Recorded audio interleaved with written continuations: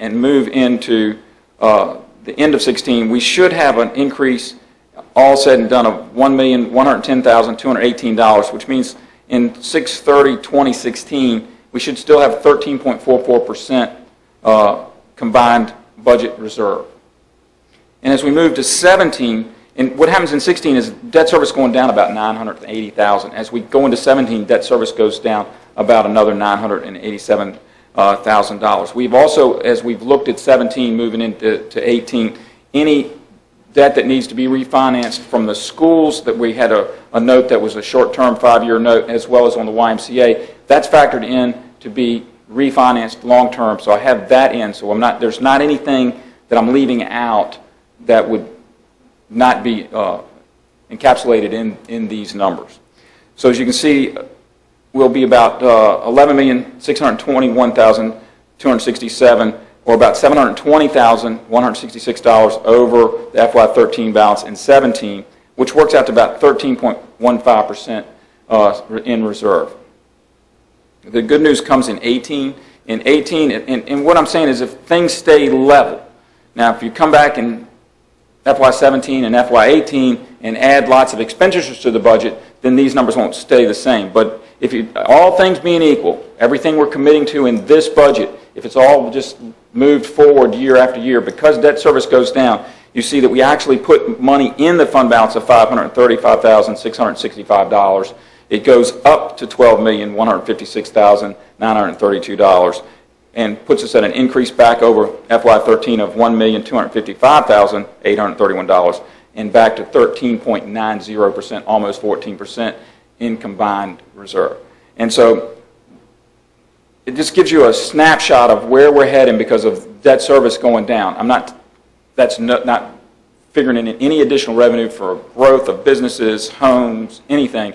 So while we are proposing to use a large number out of the fund balance, we put a large number in there, and I'd always planned this year that we were going to use funds to balance the budget, not have a tax increase. What I'm showing you is if we can gain some things and things keep moving forward, we might be able to make next year and the next year. I'm not promising that. Obviously, if schools need $300,000, $400,000, $500,000, things like that, that won't work. But if expenses stay flat, revenues grow, we'll be able to add to expenses as the revenues grow and keep tax rate similar. We're obviously going to go through a reassessment. We're in the process of that this year. Next year, we'll have to be resetting the tax rate somewhere due to that reassessment. So I'm not telling you that we're not going to increase taxes, or I won't be asking for that in years to come. I'm just showing to you that we're not killing the fund balance so bad with what I'm proposing if you look out year after year from this year. General fund overview. General fund is increasing by $1,720,607. Revenue is increasing by $146,926. We're transferring from a reserve account that was put aside for capital projects to fund those at least $200,000 of the Bowling Green Ladysmith project.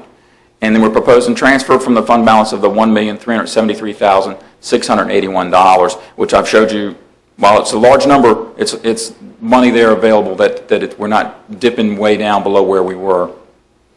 I'd like to give special thanks to the development of the 16 budget to Fran Hatcher, the Director of Finance, for all her hard work, and for Alan Parton for all his assistant, and all the department heads who prepare all the documents in the fall and submit all those things to us, and as you saw, the rather large requests. So with that, I think it would be, unless you have any specific questions, it would be a good time to hold a public hearing on this, and then we'll move forward. Public hearing on tax rates.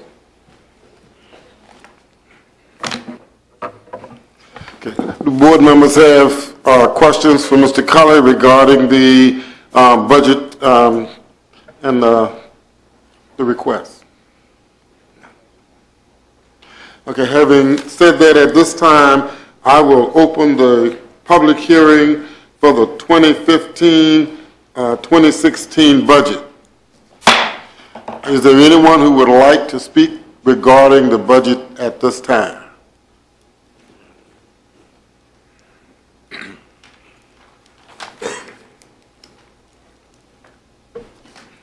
Y'all got a sneak preview on what I'm about to say. Again, I appreciate the opportunity to come here and speak to you tonight. My name is Ann Klockner. I'm the Executive Director at Rappahannock Legal Services. We represent people in 17 counties with 5 lawyers. And it means a lot to me that Caroline County contributes $1,500 to help us serve the citizens of your county. We are asking for level funding. Our 2 full-time attorneys and 1 part-time attorney who serve through our Fredericksburg office cover 5 counties, including Caroline. We represent low-income people who need an attorney in civil legal matters, such as representing victims of domestic violence, people who've been denied their unemployment benefits, or people who are dealing with landlord-tenant or foreclosure matters. We're the only private nonprofit that is providing this service in this area. In your county, there are 2,942 eligible low-income persons who would qualify for our services of these 2 lawyers who are full-time and 1 lawyer who's part-time. As an outside agency, we behave like an inside agency by helping county governments in 2 important ways. We take the strain off your social services safety net by lifting clients out of poverty with enforceable court orders of child and spousal support, as well as unemployment benefits that clients would not otherwise have won without our legal intervention. We also help the county court system run efficiently by helping those who can't afford an attorney, pro se litigants, those who go into court on their own, slow the system down considerably. So our intervention smooths the process of the judicial system. We leverage your $1,500 in financial support to provide legal services that benefit your citizens. In the last fiscal year, 162 of your residents were assisted by our 3 attorneys, including several critical domestic violence cases. We obtained $17,000 in annualized child and spousal support and avoided $84,000 in unlawful fines, fees, and debts. When you total the amount of real, measurable financial help we give the residents of your county compared to the amount that you give us, that is an excellent return on your investment. Your county's poor citizens received more than $102,000 in enforceable court orders and avoiding additional costs and false claims against them. In the last fiscal year, the 3 offices of our agency obtained over $2 million for our clients throughout our 17 counties that we serve. I have brought some brochures with me tonight so that you can provide good constituent services by referring appropriate residents of this county to our office. Again, I would like to thank you sincerely for your role in achieving the American ideal of justice for all, not just justice for those who can afford it. Thank you very much. I'll leave the brochures here. Thank you. Is there anyone else who would like to speak regarding the budget?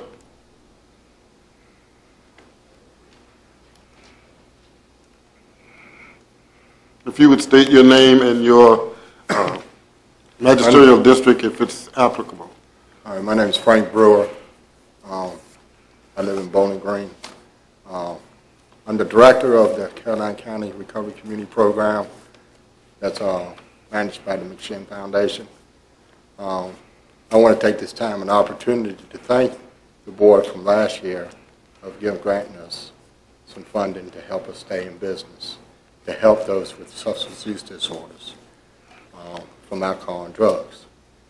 By doing so, I'm here again asking for y'all's support again to help us out, and we put a budget in for $60,000 this year to go to 2015 to 2016, and because we're looking to hire within from some of our graduates that graduate the program, that create jobs for them to help out. be recovery coaches to others that's coming in.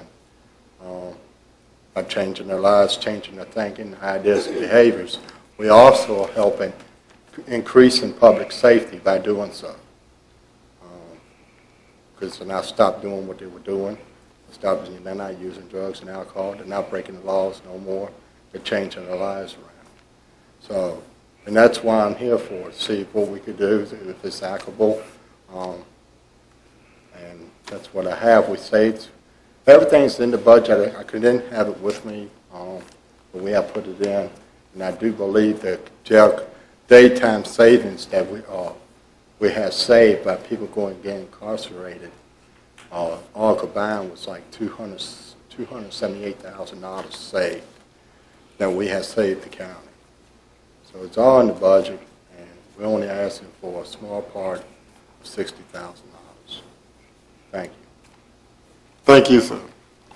Is there anyone else who would like to speak regarding the budget?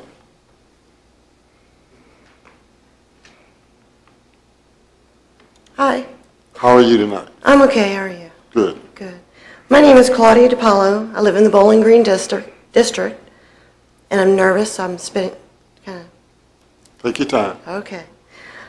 Thank you for the opportunity for letting me speak this evening. I'm here to represent the Disability Resource Center. We're a nonprofit organization located in Fredericksburg, Virginia, that serves individuals with disabilities regardless of age and type of disability in Planning District 16. The Disability Resource Center is a CIL, that is, a Center for Independent Living, one of 16 in Virginia. We believe in community inclusion and a purposeful life for people of all disabilities across the lifespan, helping them to live up to their greatest potential of independent living. We provide what CILs call the 4 core services of advocacy, information and referral, independent living skills training, and peer counseling. We also provide a variety of other services to people with disabilities, their families, caretakers, and the community. One of our services is our youth services. Our youth services coordinator is starting a self-advocacy and independent living program, otherwise known as the SAIL program, S-A-I-L, at Caroline High School. This is an ongoing successful program that we are holding at the DRC. We decided to bring the program to Caroline High School to make it more practical for Caroline residents to attend. The day and time for this program has been set and will be held on Wednesdays from 3 to 5 p.m. The start date is still to be determined, but I can tell you it will happen soon. This program is designed to work with students with disabilities and to educate them in everyday living skills. Some of the sessions that will be offered to the students are education, employment, self-advocacy, independent living, rights and responsibilities, and socialization. It will be so nice for the students attending the program. They won't have to travel far. The program will be held right in their own backyard, so to speak. We look forward to working with the students at Caroline High School and feel that this program will be a great success.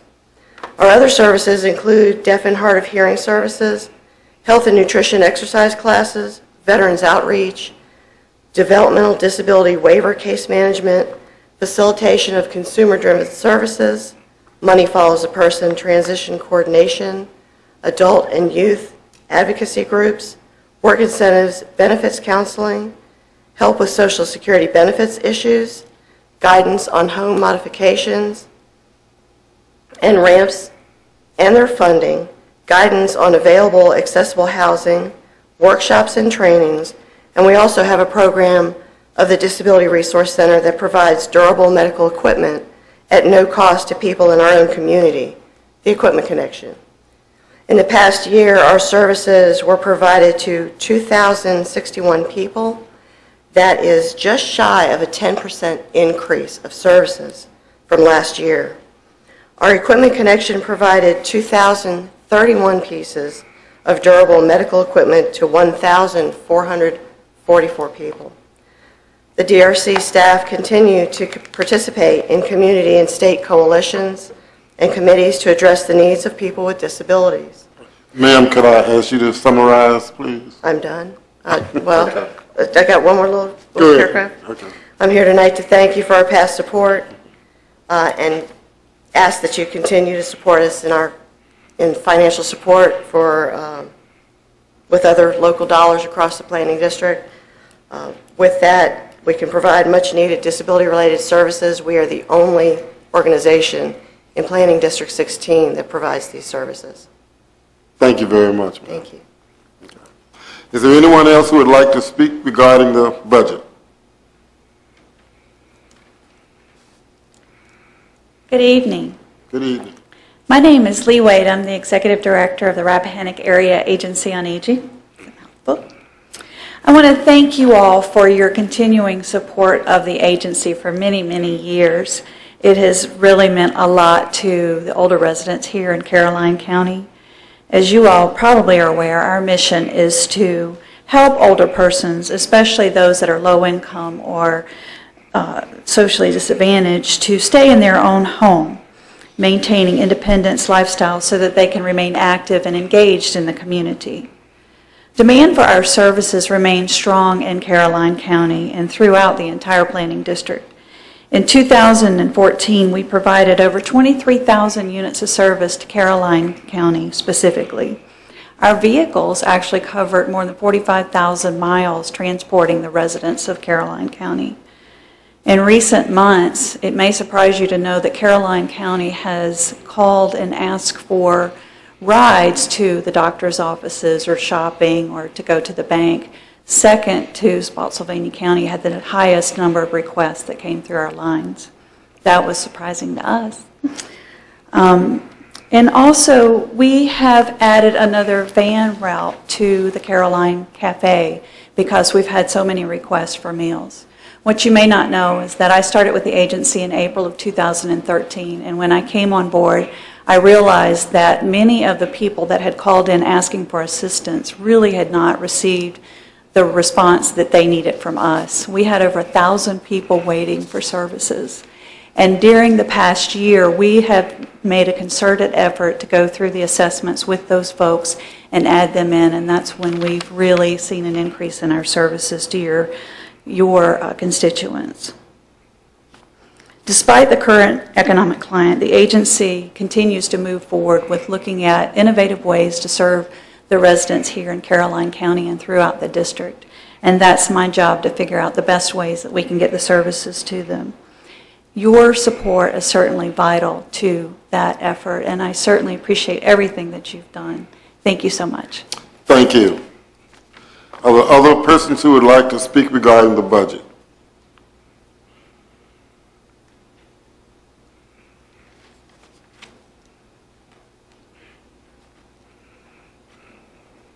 Good evening.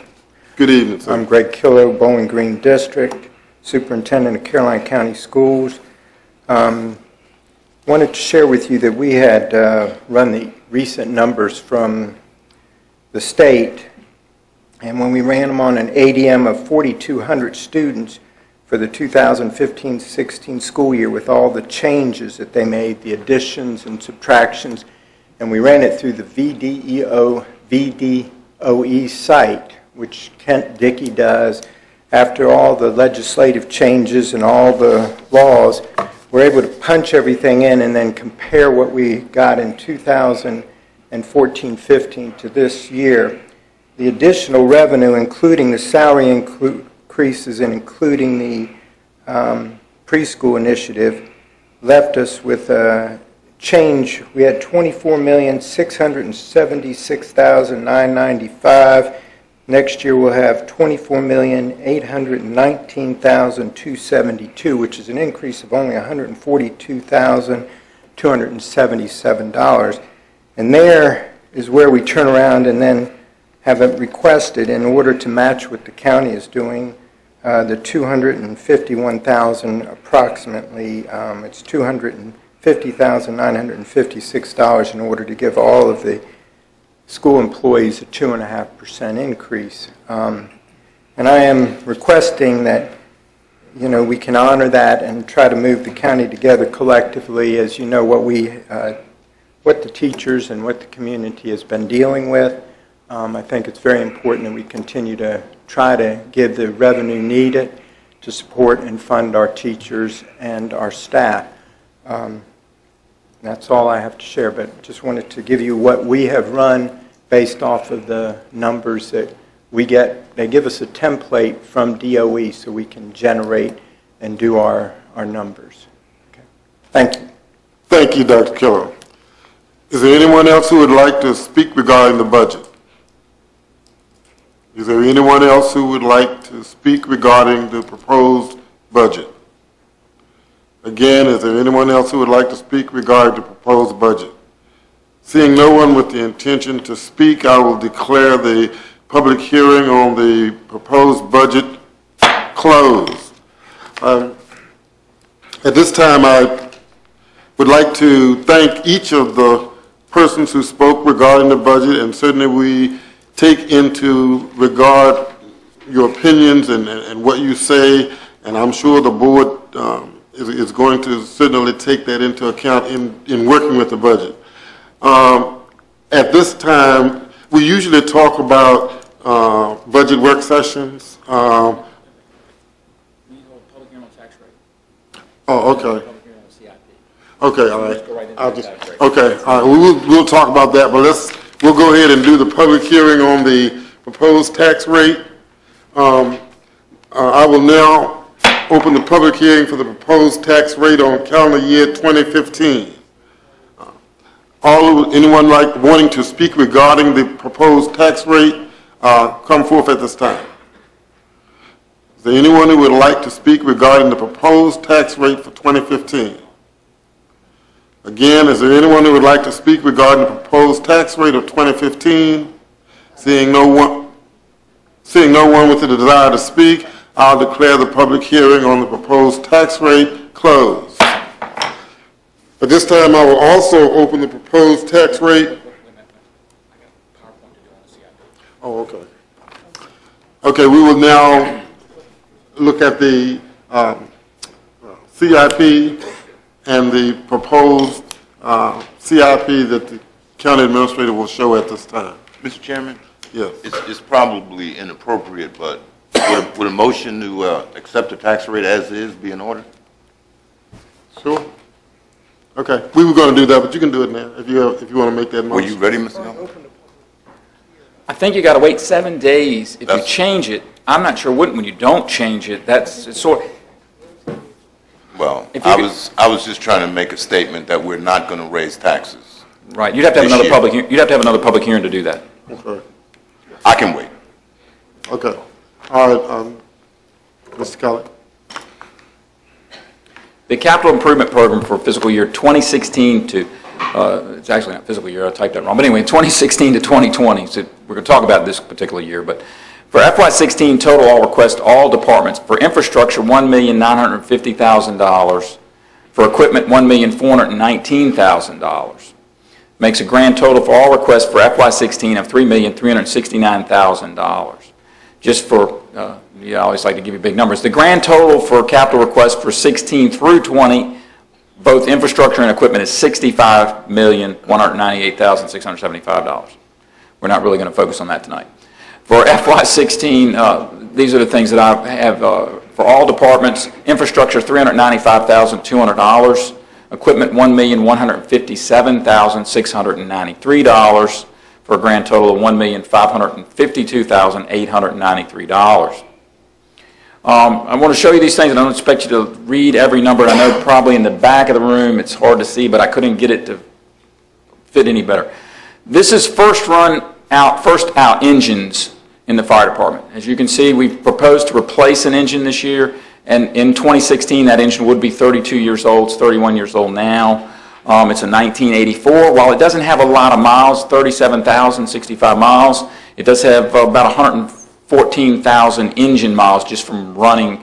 The average, the board's approved cycle for replacement of these vehicles is 15 years, and you can see when we get it done, it'll be about 32 years old.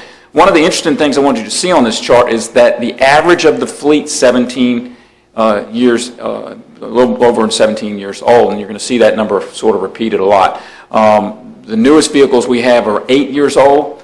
And one of those 8-year-olds has 65,000 miles on it, but the engine miles is 127,248, and that's a 2008 truck. We do have a 2006 that's 10 years old, has 145,000 engine miles, 81,000 real miles. So you can see why I'm pushing these things forward is because they're starting to catch up with us, and as we're going to get caught needing multiple engines if we don't start making some plans to move some of these things forward. We've got two 1993 trucks as well, and then the 6 and the 8. So if we can push this engine forward, this is what you call a combination truck, a conventional cab. It's an engine and a tanker, and it would be going to Port Royal.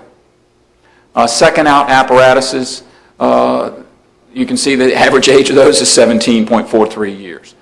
We do propose to have a fleet reduction for Tanker 3. That is a tanker that's at Port Royal. We're not going to remove that truck from the station, but it's a 1991, and at such time as that truck would need significant repair cost, then we would propose that that be retired because we will have a combination truck in Port Royal. And so that truck currently is 25 years old. We have some that are newer, but you can see we do have some 22s and 19s and various apparatus tankers and things in the system. Average engine miles, 118,000. Average miles, 57,000. Specialty vehicles, it's not really anything we were doing. The highlight here is we do have what's called a reserve engine. It's a 1993. It's 23 years old. And the speedometer has been replaced, so the mileage is not accurate, but the odometer, the hour meter indicates enough of mileage to be 157,212 engine miles on that truck. So you can see even our reserve engines is quite old and does cost us a fair amount of money to keep on the road, but I can't replace the reserve engine with the one I'm retiring out of Port Royal because it's just too old. So that reserve will have to stay in the fleet for a while longer. Brush trucks, you can see the brush trucks, we're not proposing any changes here, but they are 17 years old. Not a lot of mileage on those, but the average age, quite old. Interesting chart, this is ambulances. They are much newer, 8.8 years old, but you can see that the average miles of the whole fleet, including a new one we bought just in 2014, is 103,098 miles. We do have some with significant mileage on it, ambulance 15 with 179, ambulance 14 with 154, ambulance 28 with 145. So we do spend a fair amount of money keeping these on the road, and not just for info purposes. Today we have 11 ambulances. We have 5 out of service today. So we do have in the budget replacement of 1 ambulance. We do have a new one en route. That's why there's one up there that says 2016 with 0 age and no miles, because it hasn't arrived yet. That was grant funded, I think, 50-50. But as you can see, that still doesn't keep us up. We still got to keep moving with ambulances. The board cycle for those in your policy is 6 years, and we're averaging 8.8, including the last new one for 14. Solid waste trucks. We do have a proposal for a solid waste truck. We bought one my first year here in the summer of 2012, or it came in as a 13, I think. But we did that out of budget. But that truck now has 88,000 miles on it. We do still consider it excellent, good service. But we have a 2007 that's got 332,875 miles on it. Condition is poor. It's on the road a lot, but broken down a lot. And then we have another truck the same age with 298,000. We have a Mack that's not used all the time, but it's got 545,000. We have the knuckle boom truck, which is a specialty truck that we use every day, sort of compacting the open tops in the metal. That's got 271,000. And then we have the pickup the supervisor uses. It's got 157,000. So we are proposing to replace the Volvo with 332,000 miles on it in this budget cycle. And the average age of all those vehicles is 10 years old. Utility department vehicles, and I'm showing you these. These are not really in the CIP, but they're in the budget, but it felt it was kind of made sense to be in part of this PowerPoint. The average age of all those vehicles is 11 years old. We would like to replace the F350 service body. We have spent an inordinate amount of money keeping that truck on the road. It's got almost 200,000 miles on it, and we would like to replace that with another service body, and that's in the utility budget. So as I went over those utility numbers, I have that money in the utility budget for that truck. Facilities Department vehicles, that's general public works vehicles. The average age of those is 13 years old. The one I would like to replace is a 2002 GMC 1500 pickup. It's got 259,000 miles on it. It's in very poor condition. We would like to replace that with a pickup truck for the Public Works Department, $35,000, and that is in the Public Works budget. The Sheriff's Office, they have 50 vehicles in their fleet. They have 5,518,574 miles on the fleet as of January 15 when I got updated numbers from Ted. They logged 1,192,981 miles in 2014.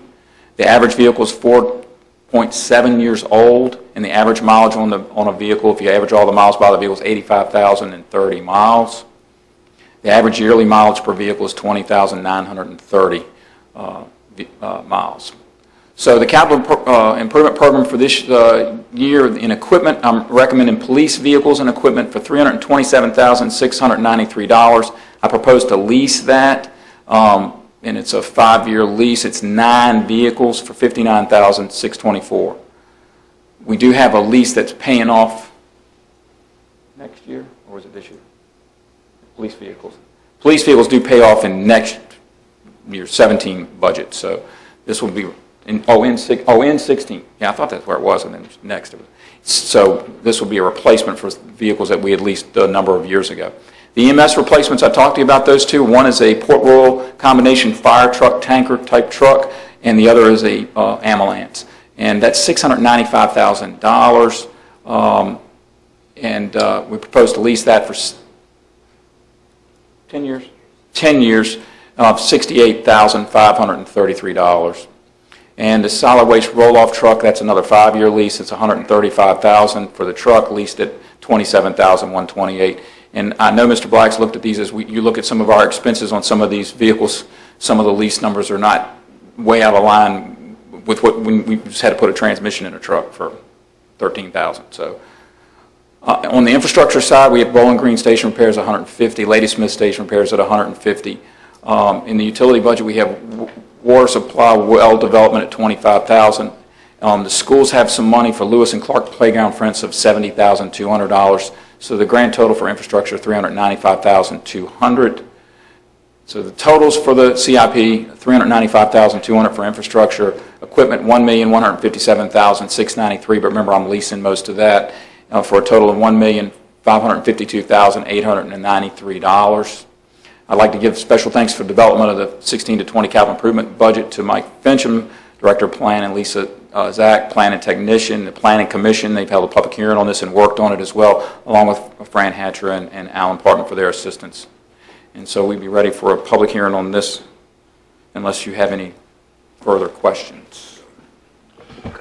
Does board members have questions before we open the public hearing? Mr. Thomas. May I ask Mr. Cully a quick question, or please? When you, well, first, when you say lease, we're not talking a regular lease, 5 years, you give the car back with less than... Municipal lease. We're talking lease purchase, basically. Correct. If they call them a municipal lease, you get it, the last payment's $1, so you keep the vehicle at the end of the lease. So those are not things we're going to return, those are things we're going to keep. That was the first thing I wanted to make sure it was clear. And when do we expect the Port Royal fire truck to arrive?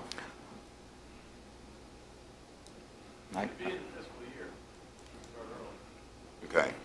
The chief is saying sometime in the fiscal year. Right. It takes, I imagine, a fair amount of lead time. But I thought it's like 6 months that it takes to build it or something like that? Or 3? Well, it depends. I think we're looking at one that's probably going to be already built, so it's not a custom-built fire truck. Okay. So I would say it'll be within the fiscal year. You're really committal about that. Within the next year. I could have answered that. All right, and I thought we'd made a decision before. Mr. Taylor said when they got their new truck, they would allow that truck to be used in Carmel Church. And I mean, you're gonna. It's their truck. It's not one of the co-title trucks because it is 34-year-old. But we're going to take it out of service. Correct. Can you investigate that, Chief, for us, please, and see, since it's their truck, if they're going to take it out of service? There is a board policy in place. If they own the equipment, they get to dispose of it, but we can certainly ask them. I mean, if you could ask them that, I I thought before we said we try to put one of those trucks that we replaced, at least in the Carmel Church area, and I'm sure we can find a place for it. Now, It doesn't have to go far. No, and I don't have a problem with that personally, but my understanding was it was in such poor shape that it just did not merit it. The cost of keeping it on the road, I thought they had spent an exorbitant amount of money already. So, Yeah. but, you know. If anything breaks on it today, it costs a lot of money to find a part, or they have to make a part like make a radiator. So. But I mean, if at all possible, it would be a lot cheaper and would provide a little protection to all the businesses we've got in Carmel Church that would take a while for somebody to get to them. And I mean, the chief can respond to We don't that have if he any likes. staffing for that, we don't have a building for that. And Well, if we find a start place to to run do it. that truck, we will be paying a lot of repairs. You can just check and see, just to Yes, make sir. sure. I We'll wanna check make on the sure. ownership, certainly. Thank you very much. All right. Any other questions before we open the public hearing? If not, we will open the public hearing on the county administrator's proposed 2016-2020 capital improvements program. Is there anyone who would like to speak to the capital improvements program? Is there anyone who would like to speak to the capital improvements program? One last time, is there anyone who would like to speak to the capital improvements program? Hearing no one or seeing no one with the intention to speak, I will declare the public hearing closed at this time. As I was saying, we probably need to look at some budget hearings, or work sessions, I mean, saying public hearings, work sessions. Does the board have particular times? And I say that because I know we have we've done some cuts, and we've had some monies that or the numbers that we are proposing are not what the requests are, let me put it that way, especially for the schools and maybe even some other entities. So at least for the schools, I would think we would need a work session.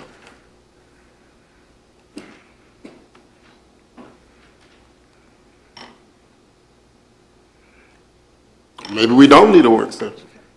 I think we need at least one work session, Mr. Chairman. I mean, I would think we do.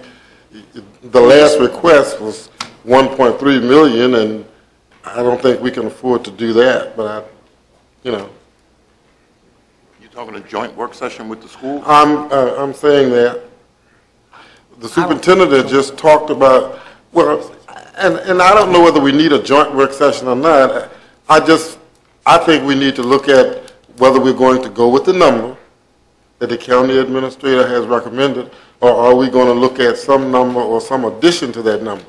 And board members had said in the past that they would look at some more funding, not 1.2 million, obviously, but there were some other numbers that had been talked about, other than the 330. And I think, if nothing else, we need a work session to talk about that. You want to look at some dates, Mr. Taylor? I think we should. We only have one board meeting in April. April 20th, is that a date that is good for everybody else? That's a Monday. GWRC. That's okay. Okay. How about 16th? Okay, April 16th is a Thursday. Is that a good? Mr. Underwood saying. How about the 15th? Well, I'll be crying that day. I'll be crying that day. Cry the night before, come on. April 15th? Okay, April 13th How about- is the second Monday. That was on the 14th. And what about an hour or so before the board meeting, on the That'd be 14th? fine. That'd be fine. That'd be fine. Okay, yeah, we can look at, An hour before the board meeting, on the 14th. On the 14th. okay. On the 14th, an hour before the board meeting? So at 5?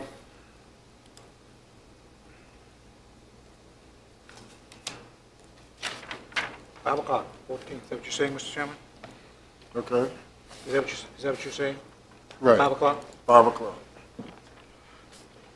Okay, is that all we're going to do, or are there other? I think we have to wait a week for everything else. We can do anything. Right, I know we can't do anything with the tax rate. I'm not positive of that because you're not really changing it, but just to be safe, I think I wouldn't do anything till the 14th on the tax rate. I mean, you can't go up. Right. Okay, They go down. We can go down. okay, I mean, then. without a public hearing, you can go down. Oh, yeah. Yeah. Okay, having said that or seeing no more with the intention All right, to, talking to 14 at 5. for another work session, we'll move on to our next agenda item, which is agenda item 7, the status of the former Frog Level Volunteer Rescue Squad building. Mr. Sheba.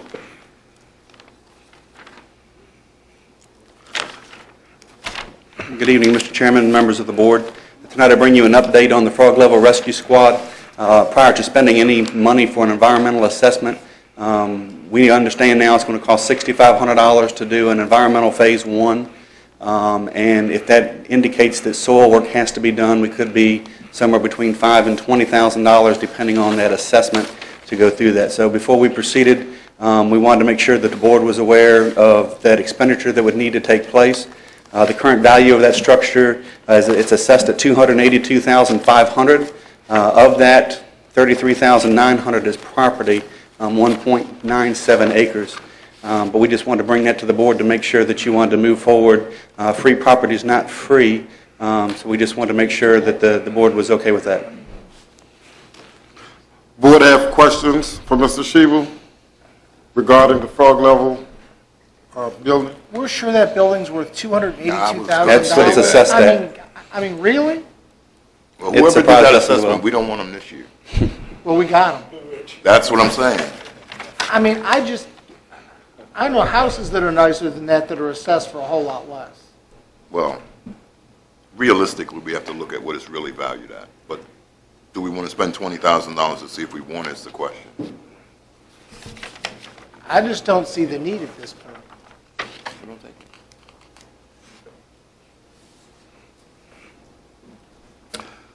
Chief?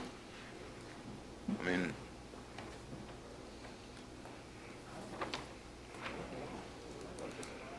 can you tell us that from your perspective, since you've moved all of we don't have a rescue squad there because they didn't have enough members for the state to certify them. What's the benefit, in your opinion, of having that building as a county resource?